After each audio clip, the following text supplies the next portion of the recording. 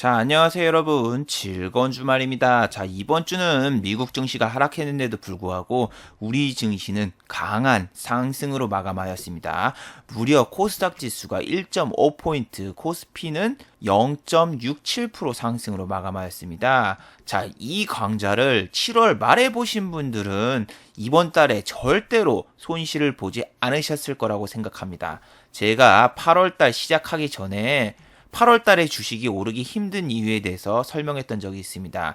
그때 분명히 제가 설명했던 것은 우리 증시가 8월 달에는 역사적으로 오른 적이 거의 없었고 8월 초에는 뭐가 있죠? 휴가철, 곧 휴가철이 아니라 곧 휴가철, 곧 휴가철이 다가오기 때문에 이때는 거래량이 거의 없어서 주식을 사도 거의 팔 수가 없고 외인 기관도 휴가를 떠나기 때문에 월 초에는 너무너무나 힘들다. 그리고 8월 15일 광복절이 있기 때문에 이때 같은 경우에는 미국이라던가 유럽이 큰 급락이 나올 경우에는 우리는 그 다음날 2배로 때려 맞는다.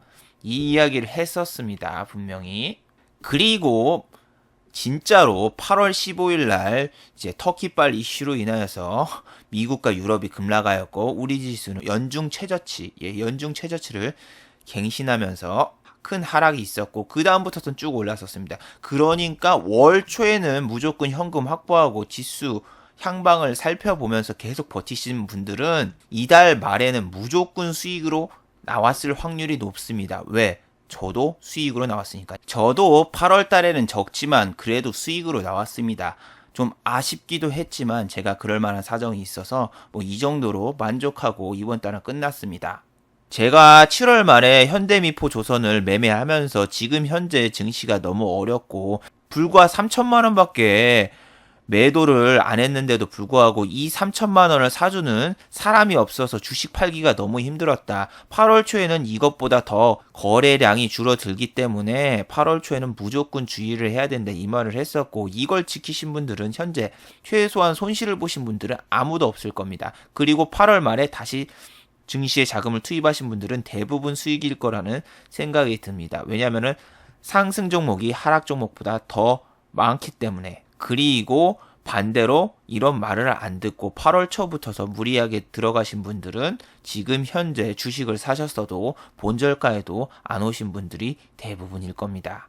자, 오늘 이 시간에는 제약주 분식회계, 회계 감리 이슈 완화, 과연 우리 증시는 9월에 상승장이 찾아올 것인가, 그리고 금리 인상이 끝난 후 우리나라 증시는 어떻게 될 것인가에 대해서 한번 이야기해 보도록 하겠습니다. 자, 먼저 해외 증시와 국내 증시 그리고 이번 주 특징주들을 한번 살펴보면서 이야기를 해 보도록 하겠습니다. 자, 다우지수입니다. 다우는 이제 곧 커밍 순, 스파이더맨 홈커밍 순. 자, 이제 연고점을 돌파로 또 한번 질주하고 있습니다. 다우는. 약간 힘을 비축하고 있는데 문제는 지금 이틀 연속으로 다우가 조정이 지금 찾아왔어요. 그리고 우리는 반대로 올랐죠. 그러면 우리 증시는 월요일날 어떻게 될까요? 제 생각에는 월요일날 약간의 조정을 줄 수가 있습니다. 일단은 야간 선물도 0.1% 빠졌고 투자자를 보셔도 외국인이 매도를 했습니다. 그럴 경우에는 아침에 개파락으로 시작되는 종목이 많이 있을 수 있습니다. 그래서 금요일날 이렇게 제약 회계 감리 이슈가 떴다고 해서 함부로 종가 베팅을 때리거나 그래서는 안 됩니다. 물론 반대로 갈 가능성도 있지만 금요일에는 어떠한 이슈가 터질지 몰라요. 어떠한 이슈가 터질지 모르고 트럼프가 또 심심해가지고 금요일날 토요일날, 일요일날 3일 동안 트위터 같은 거 한 번은 안 하겠습니까? 또 트위터로 깨작깨작 거릴 수 있죠. 중국 이 자식들 니네 가만히 안 놔둔다. 불바다로 만들 거야. 이딴 트윗 한번 쓰면은 우리 바로 개파락으로 시작될 가능성이 높죠. 그래서 이럴 때 금요일 날에는 지수가 이렇게 오를 때 종가 베팅을 안 하시는 게 좋습니다. 이렇게 미국이 내렸는데 우리나라가 이렇게 급등을 하면은 그 다음날 내릴 가능성이 상당히 높기 때문이죠. 자, 아무튼 다우는 다음 주 신고가를 갱신하러 가나 안 가나 잘 지켜보자고요. 얘네가 지금 문제가 뭐냐면은 얘네가 이만큼이나 올라왔어요. 지금 2달 가까이 한 번도 쉬지 않고 이렇게 지금 신고가를 향해서 달려가는데 얘네가 여기서 조정만 좀 준다. 그러면은 우리 2300 간 거 다시 2200으로 또 내려갑니다.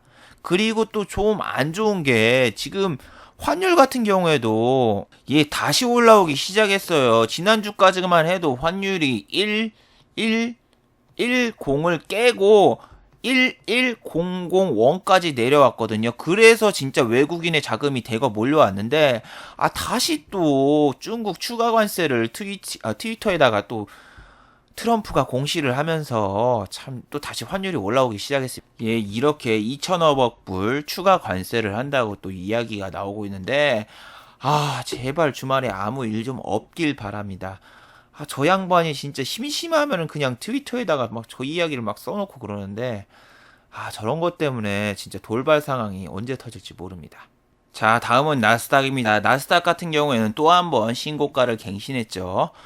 와, 정말 부럽네요. 우리나라는 지금 800포인트 넘어가지고 이제 가고 있는데, 얘네는 지금 8000포인트 공이 하나가 더 붙어 있습니다. 정말 대단하죠. 기술주들이 상당히 좋아서 나스닥 같은 경우는 이만큼 올라왔는데, 야, 어디까지 갈지 정말 끝이 안 보입니다. 끝이 안 보여. 우리나라는 이거에 반만 따라가도 좋을 텐데.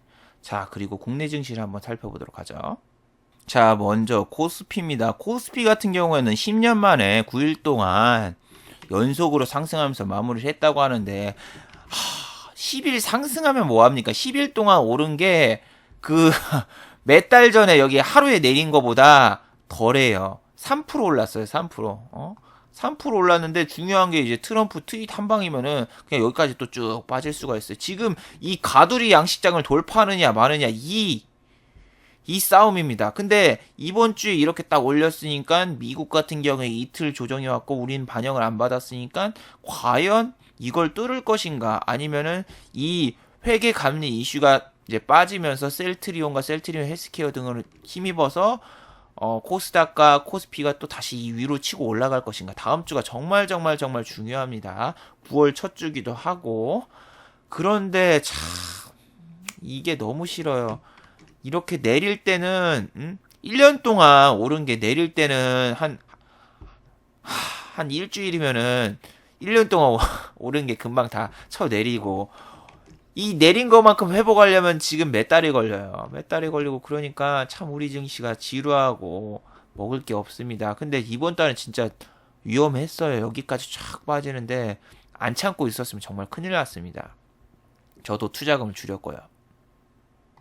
자, 다음은 코스닥입니다. 코스닥도 좋죠. 코스닥도 좋은데 이전에 이만큼 빠졌던 거를 아직 못 뚫었어요. 여기를 못 뚫고 있고, 그리고 제약주 셀트리온 헬스케어 그리고 신라젠 시총이 높은 두 주식 갖다가 지금 올린 게 많은데, 과연 이 회계 감리 이슈가 얼마만큼 상승을 가져와 줄까는 다음 주에 꼭 잘 참고해 보셔야 됩니다. 여기를 뚫으러 가면은 생각보다 좋을 것 같은데, 다음 주에 과연 뚫을 수 있을까? 9월달 같은 경우에는 가장 큰 이벤트가 금리 인상 이벤트가 있습니다. 그리고 또 추석이 있는데, 지금 금리 인상과 그 다음에 추석이 크로스 카운터로 지금 동시에 들어가기 때문에, 만약에 금리 인상을 해서 세계 증시가 그때 흔들린다.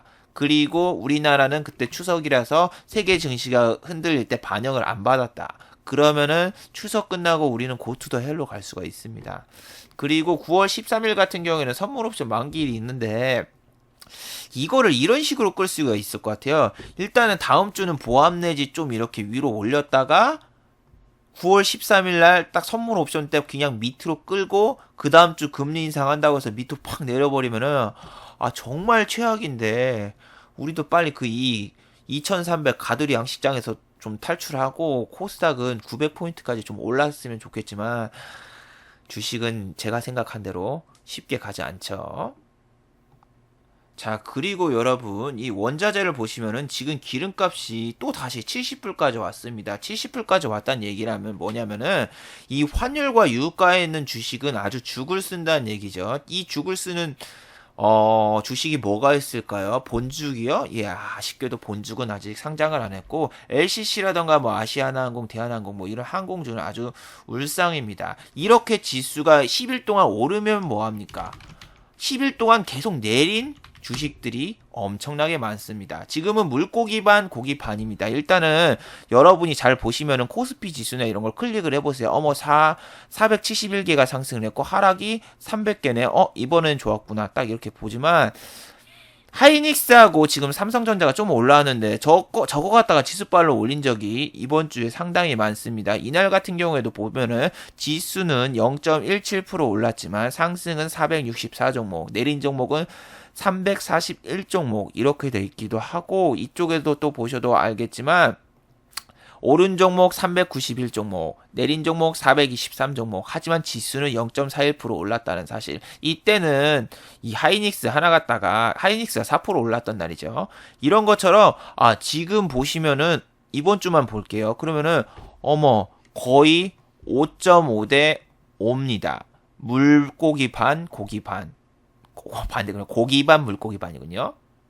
고기 반, 물고기 반. 물 반, 물고기 반. 죄송합니다. 제가 갑자기 헷갈렸네. 자, 아무튼 지금은 반반이에요. 오르는 종목 반, 내리는 종목 반. 그리고 지금은 가는 놈만 갑니다. 딱 지금 네 섹터가 상승이 강하고 이 네 섹터만 거의 움직이고 있어요. 이 네 섹터가 지금 무슨 섹터가 있나요? Say 대답이 없으시군요. 자, 물론 저 혼자니까 대답이 없겠지만, 자, 지금 가는 가장 강한 섹터는 엔터주죠. 엔터주의 그 JYP의 트라이앵글? 걔네 누구지? 트위스터? 아무튼 그 여성 그룹, 걔네 소녀시대 이후로 제가 TV를 안 봐서 잘 몰라요. 걔네들 강하고, 그 다음에 또 뭐 있습니까? 강한 섹터. 중국 소비주 있죠. 이번에 사드 보복을 또 완화해가지고 상하이에서 이제 한국으로 가는 이제 비행기도 재개했어요. 원래 그 노선이 차단됐었거든요. 근데 그것도 재개를 하고, 그 다음에 또 한영 해가지고 거의 제재를 조금씩 더 풀어간다는 이야기에 호텔신라 같은 면세점도 급등을 하였고, 화장품주도 이번에 급등을 했었죠. 이렇게 중국주 두 개, 그 다음에 또 뭐 있습니까? 지금 에네르기파, 전기차 관련주가 지금 다시 올라오고 있어요. 삼성전기 지금 또 신고가 바라보고 있었고, 저도 이번 주에 삼성전기를 했습니다. 오랜만에 히사시부리 전기차도 매매해봤어요. 전기차, 그 다음에 마지막은 또 뭐 있습니까? 자, 밑에서 또 올라오는 주가 제가 또 보이는 이 조선업이 지금 생각보다 많이 좋다고 하면서 올라오고 있어요. 아직 실체는 없지만 조선업. 물론 AP 시스템 같은 OLED도 올라오고 있는데 이번 주 잠깐 반짝 올랐고 다음 주는 모르니까, 지금 제가 말하는 기준은 2주 가까이 오른 주식들을 이야기하는 겁니다. 1주 반짝 오른 게 아니라. 자, 이렇게 지금 네 가지 섹터가 강합니다. 자, 제가 이전에 현대차를 매매했을 때 제가 13만원 이전에 팔았죠. 현대차는 13만원을 매우 뚫기 힘들 것이다, 이런 전망을 했었습니다. 이거는 기술적인 반등이기 때문에 13만원을 뚫으려면은 뭔가 큰 모멘텀이 있어야 된다. 그렇지 않고서는 13만원이 한계일 것이다 하고 13만원 찍고 바로 쓱 내려오죠. 그러니까 여러분이 기술적인 반등인가 아니면은 이게 실적으로 모멘텀으로 올라가는 건가, 그런 걸 잘 판단해야 됩니다. 이게 낙폭이 과대가 되면 기술적인 반등은 나오지만 그 뒤로 실적이라던가 뭔가 모멘텀이 없으면 다시 주가는 흘러내립니다. 얘네도 일주일만 올리고 단타치고 빠져요. 그렇기 때문에 이게 지속적으로 갈 수 있는 모멘텀이 있으면은 홀딩을 해도 되지만, 그냥 싸니까 믿으니까 인터파크니까 그냥 홀딩하다가는 그냥 줬던 수익도 못 챙기고 날려버릴 수 있다는 사실 기억하세요. 자, 전기차 중에서 일진 머티리얼스 같은 경우에는 대주주가 장내 매도했다라는 기사가 뜨면서 5% 가까이 내렸다가 종가는 4.48%, 그리고 수급 같은 경우에는 양매수가 이렇게 들어왔어요. 이렇게 되면은 자, 단일가에서 올랐나? 그것도 안 올랐네요. 오르진 않았지만 그래도 얘네는 추세가 약간 지금 깨졌죠. 얘랑 삼성전기랑 정말 고민을 했어요. 왜냐면은 얘는 주식이 싸기 때문에 위로 올라가기 더 쉽단 말이에요. 여러분이 비싼 주식과 안 비싼 주식의 차이가 뭐냐면은, 주식 발행수 관계도 있지만 10만원짜리 대형주를 사면은 하루 오를 수 있는 제한폭이 뭐 3%, 4% 뭐 그 정도밖에 안 되는데, 이런 애들 좀 싼 주식을 사면은 뭐 10%, 20%도 갈 수 있단 말이에요. 그래서 내가 이만큼 올랐을 때 전 삼성전기를 샀었어요. 그래서 되게 후회를 했죠. 얘는 8% 갈 때 삼성전기 2% 올랐거든요. 그래서 얘를 살까, 아이고 얘를 살 걸 그랬는데, 일진 머티리얼스는 딱 봐도 이름만 보면 알죠. 얘를 사면 왠지 일진이 안 좋을 것 같아요. 일진이 안 좋을 것 같아서 얘를 안 샀거든요. 농담입니다. 근데 아니나 다를까 이렇게 촥 내려오는 거 보고, 와, 야, 얘를 샀었으면 아주 뒤졌겠구나, 이 생각을 했었습니다. 저의 선택은 참 탁월했어요. 쓰잘데기 없는 거였지만. 자, 여기 보시면은 삼성전기로 딱 수익을 내고 나왔죠. 이거 아침에 동시호가에서 바로 팔아버렸습니다. 이게 참 안 좋은 게 이날 빠졌어요. 동시호가에서 오르자마자 잠깐 딱 치고 빠졌는데 제가 지금 같은 경우에는 계좌를 바꿔서 엑스트라 신용이 아니라 엑스트라 미수 300까지 되는 계좌로 해서 1500이 아니라 500 갖다 매매를 하는 편이거든요. 그래서 얘를 주식을 오래 들고 갈 수가 없어요. 그래서 아침에 보자마자 얘를 팍 던졌는데 지금 추세에 맞는 것 같네요. 이렇게 하니까 강제로 내가 던져야 되겠다. 내가 신용으로 매매하면 얘 좀 더 끌고 가볼까 이런 어리석음이 있는데 지금은 그런 게 없어요. 지금 빨리 던져야 될 때 해서 얘를 던졌습니다. 얘를 던졌고 그 다음에 바보같이 휠라코리아 들어가가지고 날려먹었죠. 그래도 지난주에 제가 50만원 손절을 했었잖아요. 근데 50만원 손절했을 때 뭐라고 했나요? 제가 지금 이거 이미 복구하고도 남았습니다. 제 통장에는 수익 난 게 있어요. 하지만 여러분한테 이거를 보여주기가 싫다고. 내가 지금 당장 금요일날 당장 뭐라고 했어요? 금요일날 당장 이걸 빨간불로 만들 수 있지만 내가 지금 연승을 45연승 중인데 연승 깨기 싫어가지고 지금 여기서 손절 안 하는 건 손절이 아니야. 이걸 빨강색으로 만드는 거 아닌 것 같다고. 왜냐면 월요일날 더 크게 먹을 수 있는데 지금 당장 유튜브 이런 거 한다고 보여준다고 해서 내가 얻는 경제적인 이득도 없는데 굳이 연승을 계속 이어가지는 않겠습니다. 이렇게 말을 했었죠. 그쵸. 제 찬란했던 45연승이 지난주 무너졌는데 이번 주에 손절을 한번 또 해버렸어요. 손절을 또 해버렸는데 아쉽죠. 참 잘했어요. 저 키이스트는 제가 분명히 예전 강좌를 보면 키이스트 같은 거 이런 거 이슈로 오르는 거 이런 거 하지 마세요. 안 좋은 습관 때문에 망칩니다 하면서 지는 또 키이스트를 매매했죠. 이 새끼 뭐야 하는 사람도 있겠지만 제가 아까 말했듯이 지금 현재 거래량이 터지는 주식들은 네 가지 섹터밖에 지금 돈이 안 들어오고 있어요. 나머지는 다 내리고 있다는 얘기죠. 그리고 전 전업이고 생활비를 벌어야 돼요. 근데 이번 달은 생활비를 되게 조금 벌었네요. 아무튼 그래도 이번 달 수익으로 나갔어요. 수익으로 나왔고 제가 말했죠. 분명히 광복절 끝날 때까지 기다렸잖아요. 8월 17일부터 매매를 했어. 기다리면은 답이 있다. 기다려라 하고 제가 말한 대로 했잖아요. 근데 키스트를 왜 손댔냐면은 방탄소년단들이 컴백을 합니다. 자, 컴백을 하면은 예전에 싸이가 컴백을 했을 때 이스타코라던가 YG 엔터테인먼트라던가 뭐 그거에 관련 주식이 한번 이렇게 쫙 치고 올라왔던 적이 있습니다. 하지만 상한가까지는 가진 않아요. 왜냐면은 얘는 컴백일 경우에는 두 번째는 상한가 갈 확률이 낮아요. 그리고 키스트 같은 경우에는 차트로만 봐도 이미 한번 시세를 줬죠. 키스트 같은 경우에는 여기 앞에 물린 애들도 있고 여기서 한번 이미 시세를 줬어요. 그래서 여기까지 가버리면은 제가 무슨 얘기를 했죠? 투상이라던가 너무 급격하게 상승을 할 경우에는 단기 과열 장치가 발동이 되면서 그 이쪽에서 무조건 던져줘야 된다 이렇게 얘기를 했고 저는 여기서 사서 요쯤에서 던졌어요. 요쯤에서 던졌는데 매매한 관점에는 일단은 얘네가 토요일날 일요일날 체조 경기장에서 콘서트를 한대요. 제가 생각한 거는 체조 경기장이 꽉 차고 그리고 막 매진 소식이 들리면은 얘네가 지금 한번 또 이슈 때문에 오르겠구나. 뭐 그런 걸로 하는 거죠. 주식은 종가 베팅할 때 무언가 이슈라던가 모멘텀이 있으면 그 다음날 갭상승으로 갈 확률이 매우 높습니다. 체조 경기장을 꽉 채우고 그리고 예약이 모두가 완판되고 그리고 또 빌보드 차트에 이번엔 몇 위에 들어갈 건가 뭐 이런 주요 뉴스가 뜨면은 이 기대감이 주말 동안 모여서 월요일날 빵 하고 터집니다. 하지만 상한가까지는 못 간다는 사실. 왜? 단기 과열 장치가 발동이 되기 때문에 여기까지 안 보내요. 보통 여기 보냈으면 바로 하는데 그리고 이 위에 있는 물려있는 애들을 다 떨궈버려야 되고 여기 물린 애들은 지금 빨리 탈출하고 싶어가지고 나온 애들은 뭐 오메데토 축하드리지만 여기서 못 갈 것 같았어요. 저는 그래서 이 정도에서 던지고 4,000원 못 넘을 것 같았어 솔직히. 근데 넘어가더군요. 역시 똘끼 있는 주식이에요. 아무튼 얘를 팔아서 수익을 받고 여기서는 매매를 안 했어요. 왜냐면은 얘가 지금 여기를 돌파해서 여기까지 가잖아요. 그러면은 단일가 거래로 들어가고 단일가 거래를 들어가면 어떻게 된다? 신용과 미수가 안 돼요. 신용과 미수가 안 되면 어떻게 되냐면은 외인 기관도 안 삽니다. 왜냐면 개인들이 이쪽으로 못 들어오니까 거래량이 감소하고 얘네 같은 경우에는 이 단일가 매매 해봤자 올리기도 힘들고 내리기도 힘들고 그러니까 이런 데선 조정을 줄 확률이 높죠. 그러나 하루치기 단타 같은 거는 좀 들어와요.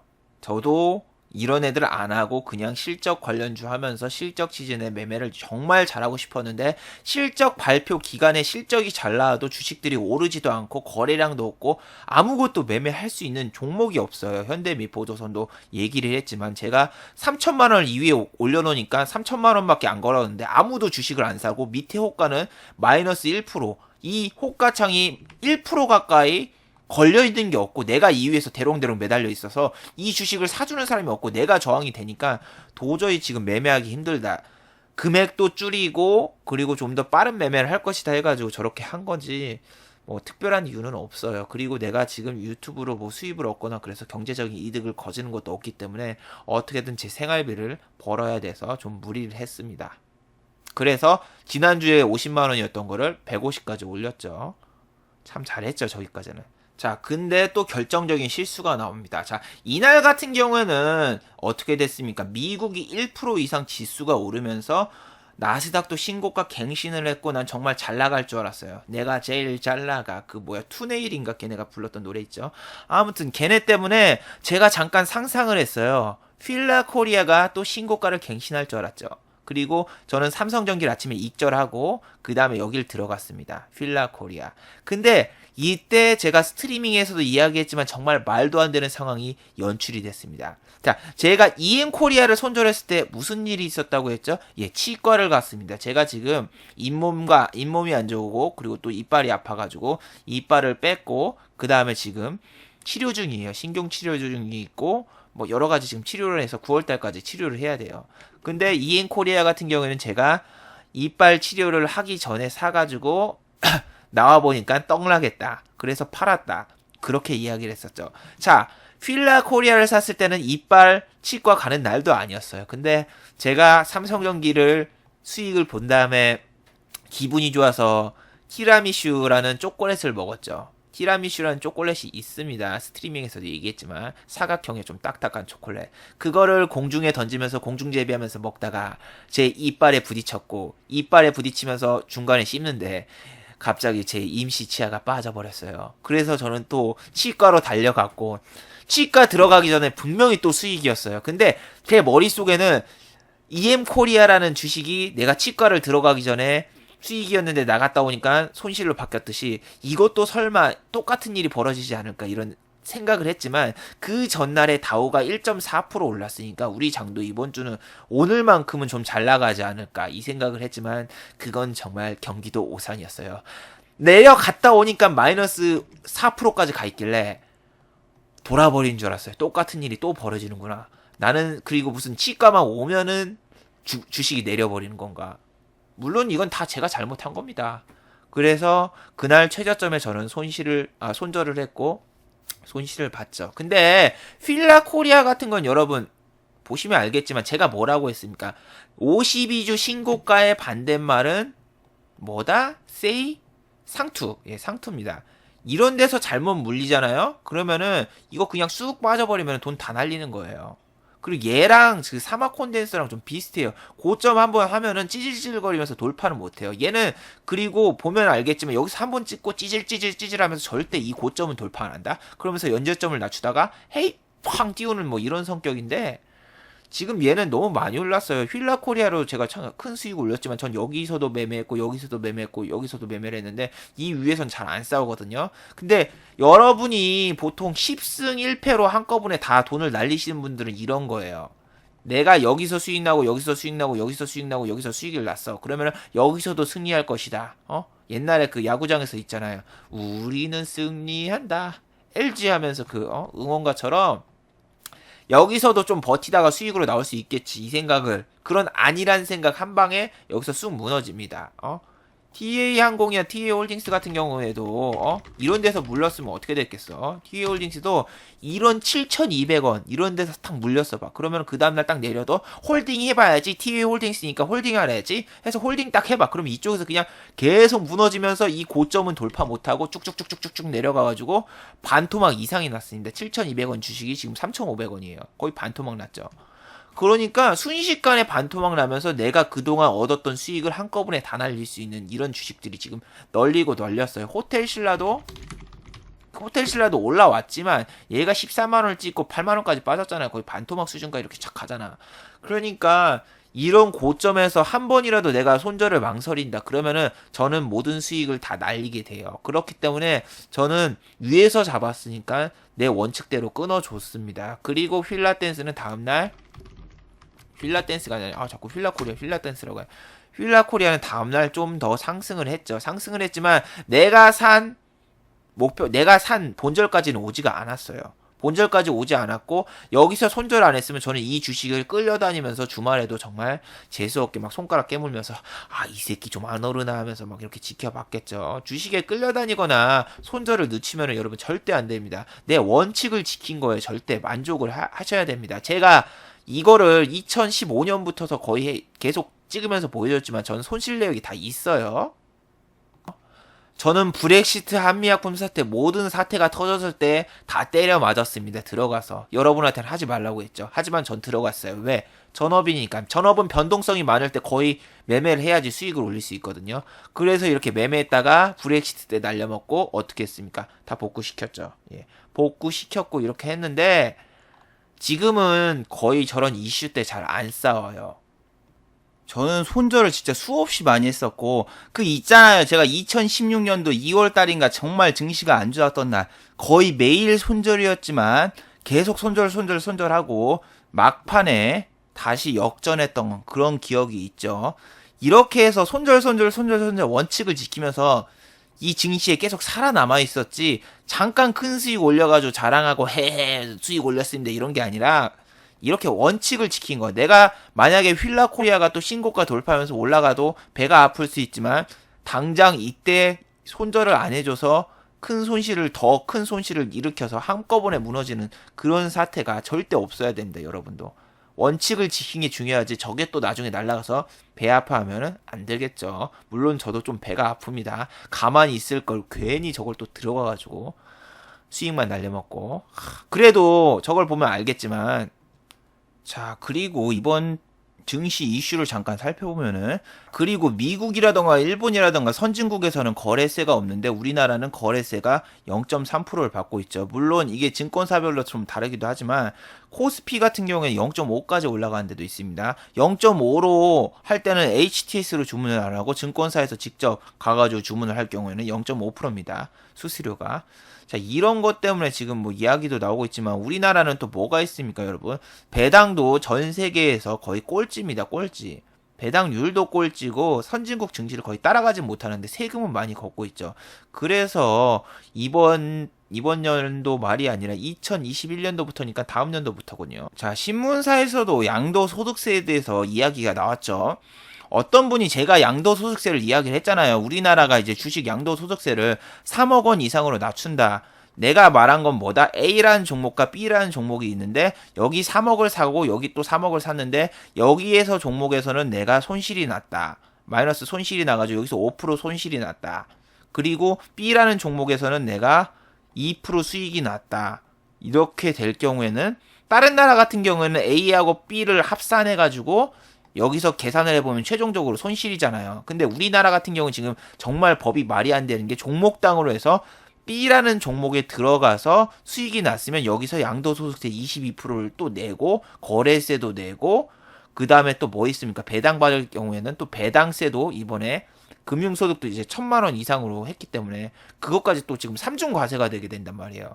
근데 나는 최종적으로 여기서 마이너스 5% 손실을 받기 때문에 계좌는 마이너스인데 왜 이게 세금이 나가야 되냐 뭐 이런 거에 대해서 얘기를 했는데 자꾸 어떤 분들이 네가 모르는 거라고 설마 A라는 종목 B라는 종목 다 합쳐서 하겠지 설마 그러겠냐. 우리 정부는 그렇습니다 여러분. 세금에 지금 막 돈 걷고 싶어서 난리를 치니까 그래서 신문기사를 잘 보세요. 제가 이런 거 이야기를 할 때는 다 2시간 3시간 자료 뒤져가면서 자료를 다 모아서 여러분한테 이야기를 하는 거예요. 그냥 떠드는 게 아니라. 봐봐. 이런 데서도 보면은 내가 직계존속 얘기했잖아요. 할아버지가 무슨 주식을 가지고 있는지 알아야 된다. 그리고 3억 원이 안 된다고 해도 또 뭐 내가 3억 원을 안 썼어도 할아버지가 여기서 뭐 1억 5천을 가지고 있고 내가 이쪽에서 뭐 얼마나 1억 5천 이렇게 했어. 그러면 갑자기 난 3억 원 안 넣었는데도 내가 양도소득세를 내야 되고 뭐 이럴 수가 있단 말이에요. 그래서 미국도 없는 뭐 이런 얘기를 하고 있고 봐봐. 여기서도 이 얘기를 하잖아. 한 종목에 들어가서 수익을 받고 한 종목에서는 손실을 봤는데 내 계좌는 마이너스인데 왜 양도소득세를 22%를 내야 되는가 하면서 이런 거 칼럼도 나왔단 말이에요. 내가 한 말이 맞아요. 어떤 분들은 막 이렇게 얘기하잖아요. 이거 틀린 것 같습니다. 저거 틀린 것 같습니다. 이렇게 막 얘기를 하는데 찾아보면 맞다니까요. 아니, 안 찾아보고 얘기하잖아요. 어떤 분이 뭐 삼성전기는 전기차 주식이 아닙니다. 뭐 이렇게 했는데 삼성전기 딱 네 글자 치면은 삼성전기 전기차 부품에 급성장해가지고 지금 전기차 때문에 같이 오르는 거지. 이게 뭐 그럼 MLCC 그냥 이것 때문에 오르는 거겠습니까? 그럼 후성이랑 다른 건 왜 같이 오르고 있습니까 지금? 그래서 저는 다 찾아보고 얘기를 하는 겁니다. 기본적으로 이야기할 때 제가 상상해서 하는 게 아니라. 그리고 큰 그림에서 보면은 여러분 저렇게 될 경우에는 연말에 투매가 나옵니다. 이번 연도 말고 다음 연도? 예, 그 정도 되면은 12월 달에 다른 나라 산타 랠리가 이어질 때 우리나라 같은 경우에는 양도 소득세 때문에 주식을 던지는 이들이 많아요. 여러분이 던지는 게 아니라 슈퍼개미가. 그럼 슈퍼개미가 주식을 던진다는 얘기는 반대로 주식도 안 산다는 얘기예요. 세상에 코스닥 3억 원을 사면은 저게 대주주가 되는 나라가 어디 있어요. 아파트 3억 원 산다고 해서 내가 뭐 청담동 부자가 됩니까? 그건 아니잖아요. 지금 3억 원은 밥도 저것도 못 사는데. 그렇기 때문에 연말에 투매가 나오고 거래량이 실종되면서 지수가 하락으로 갈 확률이 높아져요. 내가 해당이 안 된다고 해서 여러분이 좋아할 필요가 없어요. 내 주식을 사주는 사람이 없어서 주가가 안 오르니까. 그리고 지금 정부가 문제인 게 간을 엄청 보잖아요. 국민연금 이렇게 개정한다. 국민들이 반대. 그럼 바로 뭐 어떻게 정정하겠습니다. 그런 일 없었다. 뭐 먹방 규제를 하겠다. 왜 먹방 규제하냐 뭐라고 하니까 이런 거 없겠다. 취소. 그리고 이번에 또 뭐야 전세자금 7천만 원. 뭐 맞벌이 부부가 7천만 원 미쳤어요 이거? 아니 둘이 합쳐가지고 3,500만 원씩 벌면은 이게 우리나라 상류층이에요? 상류 뭐 그거예요? 부자로 보는 거야 이게? 상위층으로 본다는 게 참 웃기네요. 혼자도 하느냐 맞벌이로. 그래서 이거 상류층으로 봐가지고 이제 전세 대출금 제한을 막겠다 이 말 하니까 또 국민들 반대가 심하니까 바로 또 꼬리 내리던데 이 주식에 관해서는 이렇게 뭐라고 해야 되나 어필하시는 사람이 별로 없잖아요. 지금 제 유튜브도 주식 관련해서 구독자가 제일 많지만 주식 관련해서 보는 사람이 그만큼밖에 없다는 얘기예요 솔직히. 이 주식 웬만한 커뮤니티도 저랑 거의 구독자 수로 비교해도 별로 달라지 않아요. 그런 것처럼 주식하는 사람이 별로 없어서 그런지 이 원성이 별로 없어서 그런지 저게 실시가 되는데 솔직히 모르겠어요. 이번 정부에서 여러분 주식이 많이 오를 거다 뭐 이렇게 잘 나가는 것보다 이번 정부의 정책에서 큰 손실을 볼 종목들은 손절을 하거나 그러시는 게 좋을 것 같아요. 뭐 한전이라던가 뭐 중공업 원전 짓는 중공업 그런 주는 도저히 답이 없어요. 지금 무슨 황소고집으로 저기 밀어붙이니까 한전하니까 생각났다. 저번에 제가 한전 이야기하면서 한전을 30년 들고 있어도 이거는 물가 상승률을 따라가지 못했기 때문에 이거는 무조건 손실이다. 이 2만원짜리 주식이 4만원이 됐어도 2배 오른 게 중요한 게 아니라 30년도 전에는 제가 뭐라고 했어요. 한전이 30년 전에는 주식이 2만원이었는데 그 당시 2만원은 공무원 같은 경우에는 월급이 100만원 이하였고 쭈쭈바가 하나에 50원이었다. 그래서 그 당시에는 쭈쭈바를 100개를 살 수 있는 돈이었기 때문에 이 환율이 아니라 물가 상승률을 고려해서 이걸 화폐 가치를 비교해 보면은 무조건 손실이다라고 제가 이야기를 했고 장기 투자가 꼭 답이 아니다 이야기를 했잖아요. 근데 한전 초대주주이신 분이 알려주더군요. 야 이게 1980년도에 이게 있었고 1980년도 같은 경우에는 공무원 월급이 100만원이 아니라 공무원 월급이 10만원이 안 되던 시절이다. 나 같은 경우에는 거의 월급의 반을 투자해서 한전 주식 한 주를 샀었다. 이 말씀을 해주시는 거예요. 그래서 저 같은 경우에는 그 당시에 꼼꼼하고 뭐 그래서 월급을 받아본 적이 없으니까 몰랐어요. 그 당시. 그래서 제가 뉴스 신문 기사를 찾아보니까 그 당시 월급을 보니까 자, 이 뒤에 001이 붙는 게 아니라 이거네요. 자, 그 당시 1980년도 월급입니다. 간판원 7만 5천원, 의사 9만 5천원, 약사 9만 4천원, 교수가 13만원, 뭐 사원 9만 8천원, 뭐 안내원 2만 8천원, 웨이터 5만 5천원, 뭐 이발사 9만 2천원, 그리고 뭐 여기 보면 경찰 뭐 7만원도 안 되고 막 그 말을 하는 거 보고 공무원 봐봐 7만 원이잖아. 공무원 7만 원. 이게 과장일 경우에는 씨. 아. 그러시더군요. 그래서 저기에 나와 있는 저거는 나는 그 당시 2만 원이 한 20만 원 정도라고 생각했거든요. 그러니까 지금 현재 화폐 가치로 정정하겠습니다. 이게 월급 반 정도를 투자했다는 거 보면은 그 당시에 100만 원이 넘는 가치를 가지고 있었네요. 2만 원이. 제가 몰랐어요. 나 이 정도까지인지 몰랐지. 근데 초창기에 가지고 있던 분이 얘기를 해주시길래 야 공무원 월급이 100이 아니라 10만 원대라고 하길래 왜 뻥인가 해서 진짜 봤는데 진짜 공무원 월급이 7만 원인 거 보고 그럼 그 당시에 저 주식을 가지고 있던 분들은 무조건 손실이군요. 예, 거기다가 IMF 때 같은 경우에는 은행 이자가 13.5%까지 올랐었으니까 한전을 30년 가지고 계신 분들은 완전히 대박 손실이시군요. 이 2만 원에 2만 5천 원에 상장했던 주식이 지금 30년 뒤에 3만 5천 원까지 돼 있다. 이거 가지고 가신 분들이 바보네요, 그러면은.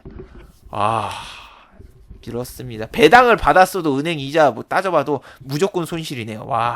맞습니다. 맞아. 그래서 피눈물 흘릴 수밖에 없는 주식이라는데 이 주식을 이번 정부 때는 좀 힘들 거예요. 근데 진짜 안타깝다.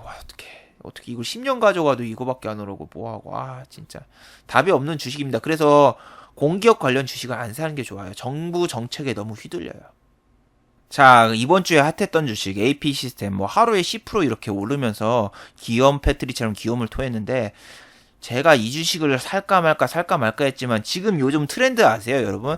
주식 트렌드가 이 섹터가 보통 2주 이상 상승을 안 해요. 화장품 섹터 같은 거 경우에도 그렇지만 제이준 코스메틱 같은 것도 보면 알겠지만 지금 사이클이 어쩌냐면은 이렇게 내리다가도 한번 반등을 딱 주고 이게 한 1주에서 2주 정도 반등을 줘요. 그 다음에 축 쳐내리고 또 다시 1주에서 2주 정도 상승을 주고 또 쳐내리고 그리고 또 이런 식으로 지금 계속 이 사이클이에요. 이 사이클. 거의 대부분의 종목이 이래요.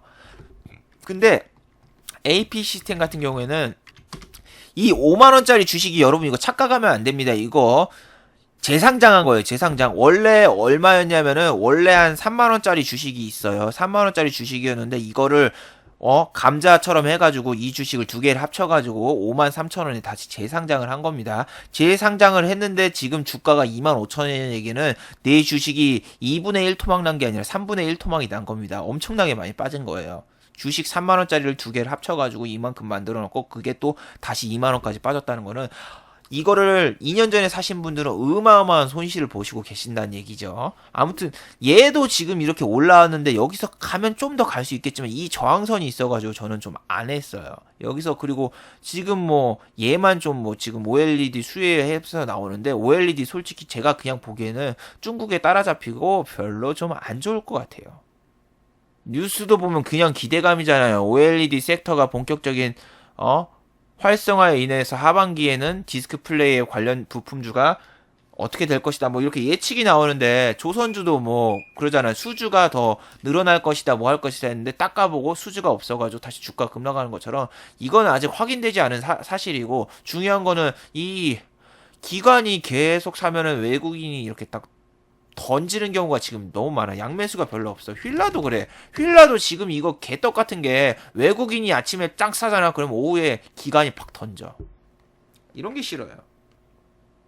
그래서 저는 지금 시간을 잘 안 끌어요. 제가 자꾸 조금만 하루만 더 가져가 볼까 그런 생각을 하게 되니까 자꾸 그런 아니란 생각 안 하려고 익스트리 그 미순가 쓰거든요.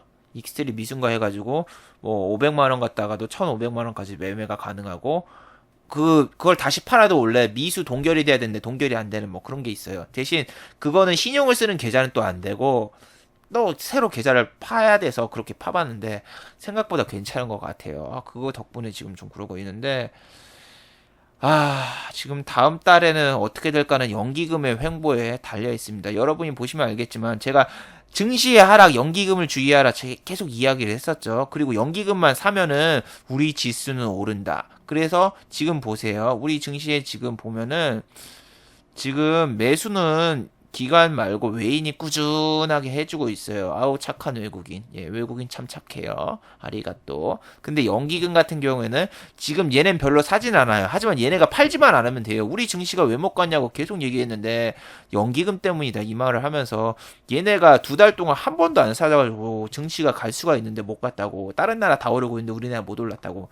근데 저는 이 강좌나 이런 거 찍을 때마다 솔직히 어디 언론사에서 보고 있는 게 아닌가 그런 생각을 해요. 왜냐면 연기금이 문제다 뭐 이런 거 하니까 그 다음부터서 연기금 관련 기사가 쫙 나오고 그 다음에 또 뭐 메릴린치 이야기하니까 메릴린치 관련해서 또 기사가 쫙 나오고 보고 아 얘네들 혹시 내 거 모니터링 해가지고 이거 쓰고 있나? 뭐 이런 얘기가 좀 솔직히 그런 생각도 듭니다. 그리고 메릴린치 같은 경우에는 뭐 정부에서 좀 조치를 취한다고 하는데 자 그쪽에서 금강원에서 메릴린치 뭐 단타를 좀 규제한다고 뭐 얘기하는데 이거 솔직히 안 될 겁니다. 여러분 이거 안 돼요.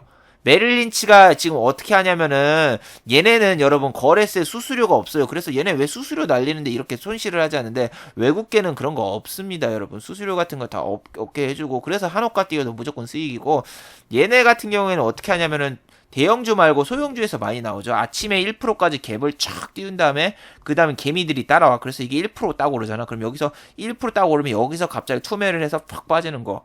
다른 사람들이 생각하기에는 아니 무슨 외국계 창구가 뭐 1% 먹으러 들어가는데 얘네는 원래 그러죠. 그리고 이거를 매일 반복하면서 주가가 이 밑으로 하방으로 계속 내려가는 거. 소형주 같은 경우는 메릴린치가 들어와서 그냥 다 망쳐버려요. 대형주랑 좀 달라요.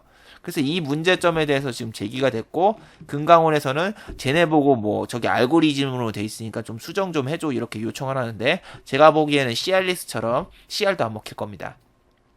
외국계에다가 우리나라가 뭐라고 할 수 있는 짬이 안 돼요.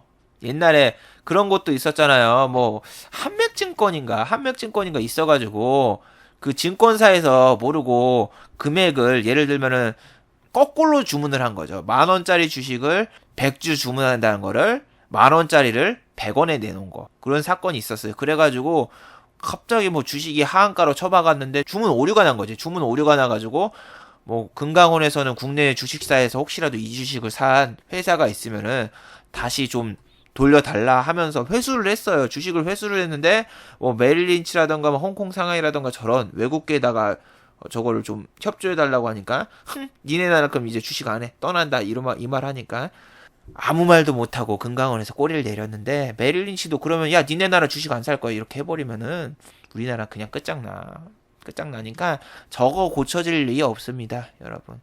그런 거 없어요 여러분. 너무 기대하지 마세요. 아무튼 연기금의 행방이 9월달에 매우 중요해요. 9월달에 지금 3일 연속으로 샀는데 8월달 말에 이렇게 3일 연속 샀는데 얘네가 안 사도 돼. 팔지만 마. 근데 얘네 진짜 팔면은 우직하게 팔아서 솔직히 짜증나요. 특히 항공주라던가 뭐 이런 애들은 비싸게 사고 손절만 계속 아니 얼마 막 비싸게 사고 꼭지에서 사더니 그냥 막 손절 치니까 얘네들 주식 왜 이렇게 못하냐 이런 생각을 해. 얘네가 그냥 계속 던지잖아. 야, 연기금이 한번 던지면 우직하게 던집니다. 아니 무슨 주식을 얘네 막 5천원 얼마에 샀어. 그래서 여러분이 연기금이 물린 게 있으니까 사주겠지 하는 게 아니라 연기금은 고점에서 사서 저점 매도를 합니다. 그리고 공매도로 뽕을 뽑는 거죠. 이거 개 같은 유안타 이거 봐봐. 유안타는 옛날 거 과거 지표를 볼 수가 없게 막아놨어. 뭐 2016년도만 돼도 이게 안 보여. 그래서 증권사 여러 개 써야 됩니다, 여러분. 한 HTS만 쓰지 마세요. 연기금이 얘네가 5천 얼마에 샀거든요. 근데 3,000원대 매도를 이렇게 계속해. 참 그런 거 보면 연기금 진짜 주식 못합니다. 아유 씨, 내 아까운 세금 나쁜 새끼들.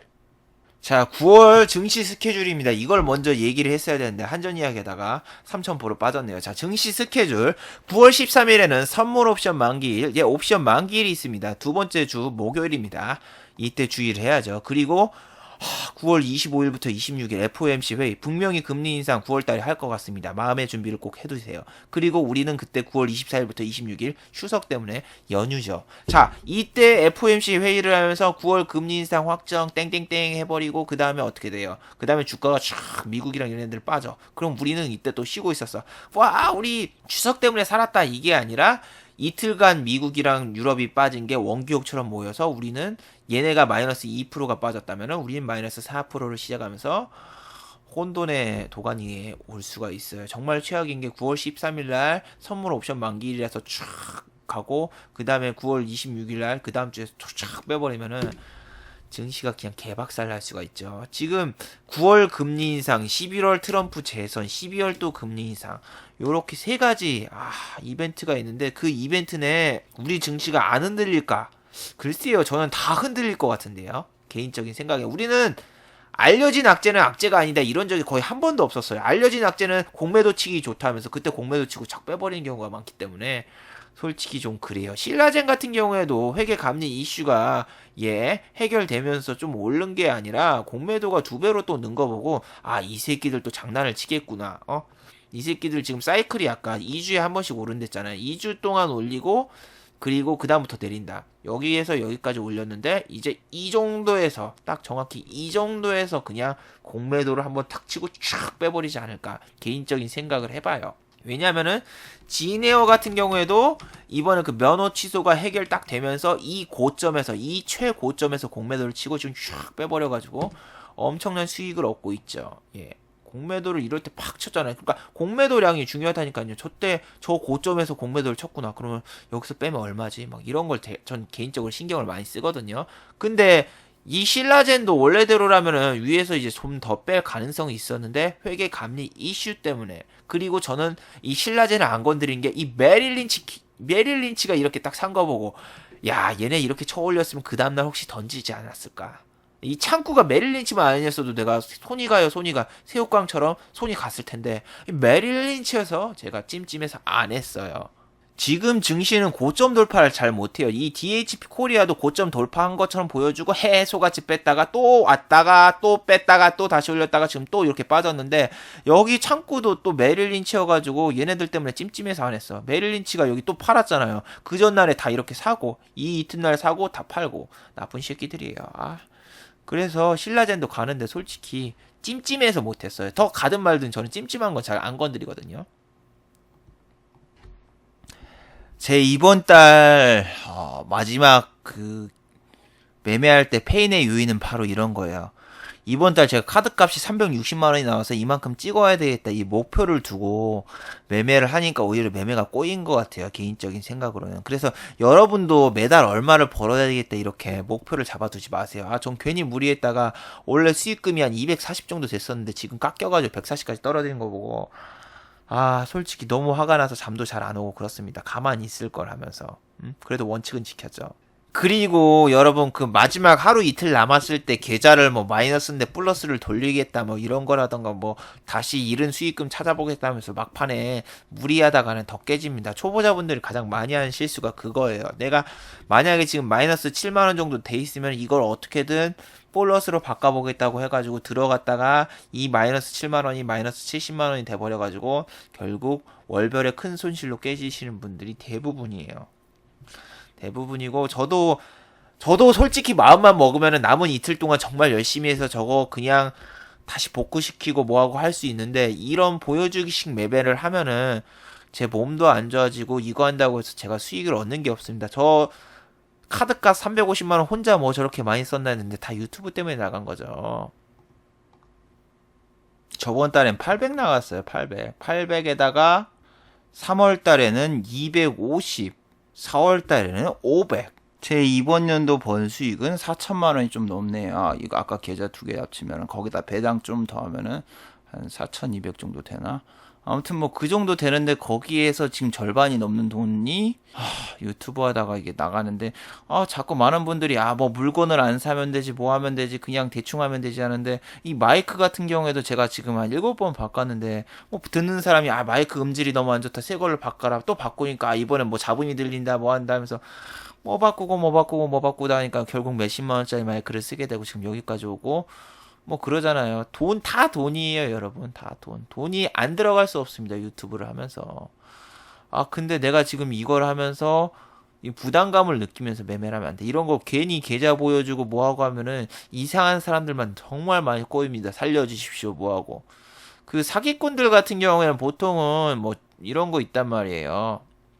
조기 축구회라던가 어디 뭐 이런 데 아침에 가가지고 축구하면서 내가 뭐 전업으로 주식을 하고 있는데 나는 뭐 카센터를 뭐 가지고 있고 뭐 하면서 나한테 한번 돈을 맡겨보세요 뭐 이딴 소리 합니다. 근데 저는 정반대예요. 저 같은 경우에는 요즘에 구독자도 좀 늘고 그러니까 배드민턴 치시는 분들이 좀 알아보시는 분이 있어가지고 돈 좀 맡기고 싶다 뭐 이러는데 뭐 1,000만 원을 줄 테니까 20% 수익만 주고 1년에 20% 수익만 주고 나머지는 너 다 가져라 이 말을 하는데 뭐 고리대금 업자입니까? 뭐 카드론을 써도 13%인가 15%밖에 안 하는데 뭐 20%를 찍어달라는 저런 말도 안 되는 소리 듣고 저는 다 씹었죠. 그리고 막 이상한 사람들 너무 많아요. 제가 배드민턴 치면서 이곳저곳 놀러 가면은 다 주식 이야기만 하려고 하고 그러는데 정반대예요, 여러분. 전업에서 이런 거 하는 사람들은 주식 이야기하면서 이런 거 투자자 먹고 그런 거 하기보다는 주식 이야기나 그런 데 가서 안 듣고 싶어 합니다. 안 듣고 싶어 해요. 스트리밍이나 이런 거 생방송을 해도 아니 왜 주식 매매하는 거나 주식하는 거 안 해야 하는데